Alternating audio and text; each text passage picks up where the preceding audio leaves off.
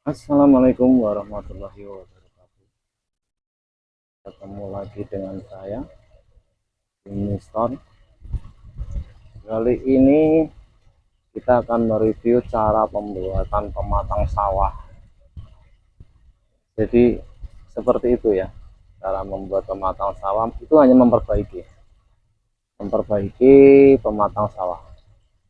Jadi masih manual, belum belum ada alatnya yang cocok untuk di daerah saya, terutama untuk membuat pematang sawah ini. Jadi petani itu sengsara ya, capek, kotor.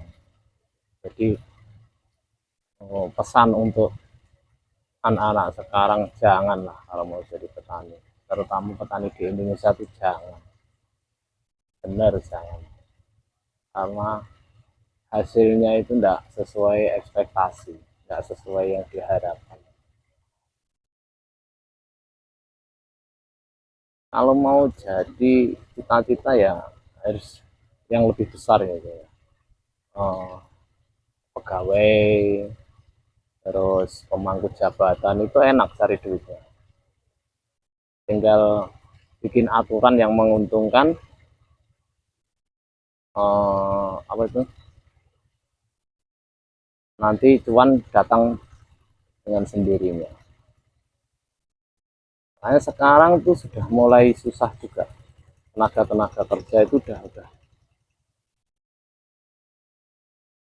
sudah berkurang banyak, mulai sulit untuk cari tenaga kerja untuk bekerja di sawah. Oh lihat, ini musim penggarapan sawah tuh, yang di sawah itu enggak ada nih, anggur nggak ada yang jalanin tuh, anggur juga operatornya nggak ada tuh. Ya karena itu proses untuk menjadi petani itu enggak gampang. Pertama, kedua itu ya panas-panasan, kotor-kotoran, ketiga itu hasilnya itu enggak seperti profesi yang lain, seperti sing kerjane berdasi, yang kerjane di kantoran.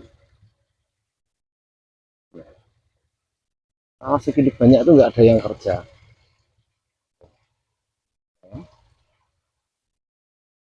paling satu dua gitu. Itu pun padahal tradisional, kalau pakai mesin ya wajar yang kerja sedikit, kalau pakai manual gini harusnya banyak orang biar cepat cepat penyelesaiannya, sehingga ya cepat tanam lagi, cepat panen. Dan untuk menjadi petani di Indonesia itu mahal sekali biayanya. Untuk sewa aja ya, sewa lahan itu per tahun itu minimal 5 juta sewa lahannya. Itu hanya dapat sekitar 20 are paling banyak, itu kalau ada sumurnya ya, kalau nggak ada sumurnya nggak sampai segitu.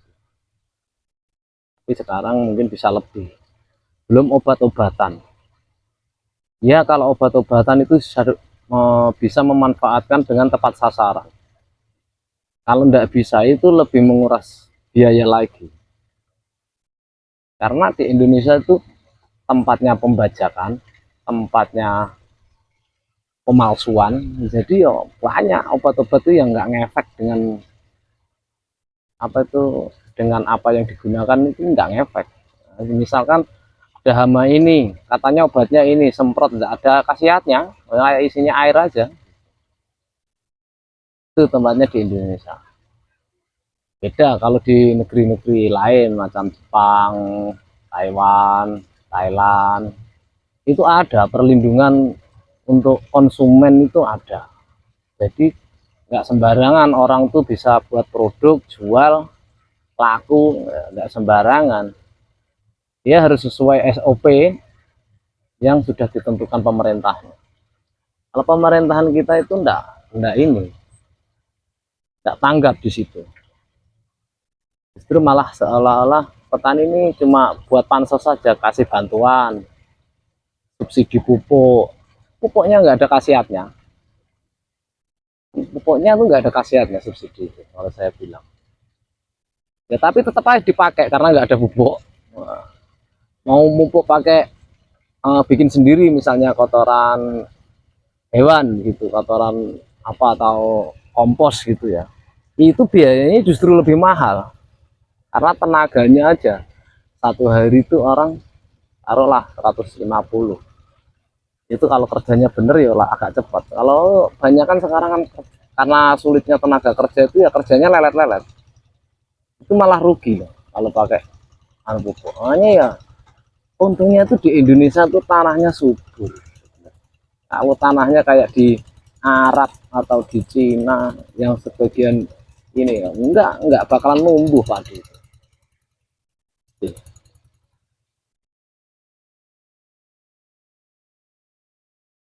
Ya, pesan sebenarnya untuk pemerintahan, pemangku jabatan itu cobalah diperhatikan tentang perlindungan konsumen, itu sangat penting. Jadi jangan sampai ada gitu loh perusahaan-perusahaan nakal yang awal-awal produksi dosis dan takarannya itu bagus, bahan aktifnya itu misalnya sekian persen ya segitu, nanti kebelakangan dirubah ya, dikurangin dosis-dosisnya. Tolong diperhatikan gitu untuk pemerintahan, untuk ini itu paling penting kalau bagi saya. Kalau untuk program memajukan pertanian Indonesia itu ya harus totalitas, nggak bisa kalau setengah-setengah. Kasih pupuk subsidi, kasih bantuan ini pak, bantuan traktor atau bantuan apa itu yang pakai paling juga beberapa gelintir orang aja. Satu desa dapat satu traktor ya dipakai buat nggarap sawahnya aja, cuma hand traktor lagi. Hand traktor itu petani udah mampu lah beli sendiri. Kalau traktor yang besar tuh nggak mampu, peralatan mesin yang canggih itu ya nggak mampu. Apalagi kalau pupuknya pakai drone, spraynya pakai drone, nggak mampu. Tapi peralatan itu sebenarnya yang menunjang, tapi yang paling penting yaitu pupuk.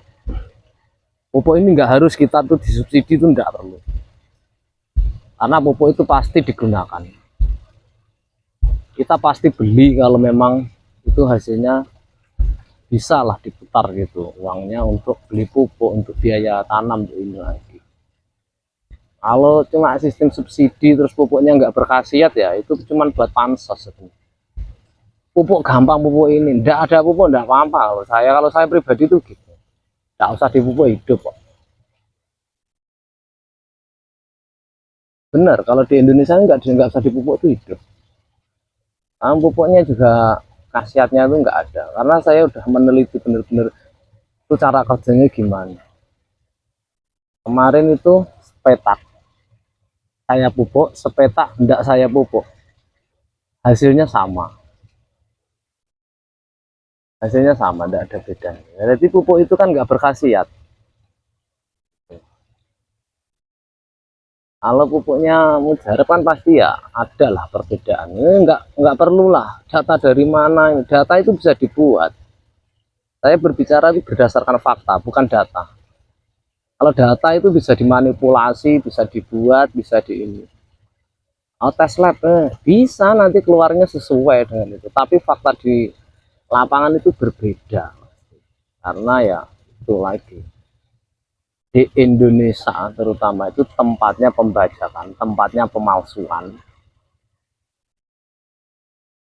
Apapun di Indonesia itu dipalsukan, bebas gitu loh, nggak seperti negara-negara lain pemalsuan yo hati-hati aja, disikat habis. Apalagi koruptor apa ya benar-benar dihabisin gitu. Kalau di Indonesia itu udah mungkin karena sistem pemerintahannya, sistem politiknya yang salah. Semenjak reformasi itu seolah-olah tidak ada yang ditakuti gitu. Presiden wakil presiden itu dianggap ya itu hanya sekedar pemangku jabatan gitu aja. Jadi oh ini udah terbiasa gitu korupsi atau eh, memanipulasi data itu kayak sudah terbiasa. Itulah di Indonesia. Makanya ya harapan rakyat Indonesia itu gitulah. Dari rekrutmen pegawai-pegawai pemerintahan itu dibenahi, dari politik juga dibenahi. Semenjak reformasi itu politik benar-benar kacau kalau menurut saya. Banyak banget partai politik sampai orang-orang itu nggak tahu ya. Mau pilih siapa, mau dukung siapa itu sampai nggak tahu. Cowapres semua ya plus juga ya.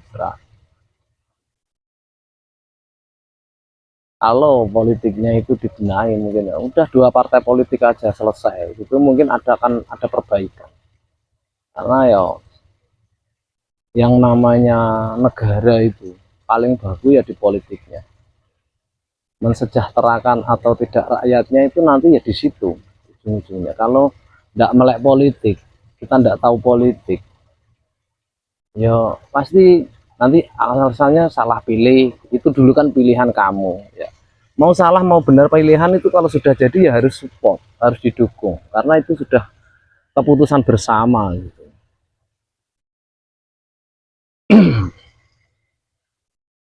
Jadi saya tuh harapannya kalau rakyat kecil tuh nggak pengen lah kayak jadi apa gitu, nggak mungkin kalau kayak saya itu jadi menteri, jadi apa, jadi anggota legislatif apa tuh nggak mungkin kalau kayak saya, nggak mungkin karena politiknya di Indonesia itu ya money politik, politik uang.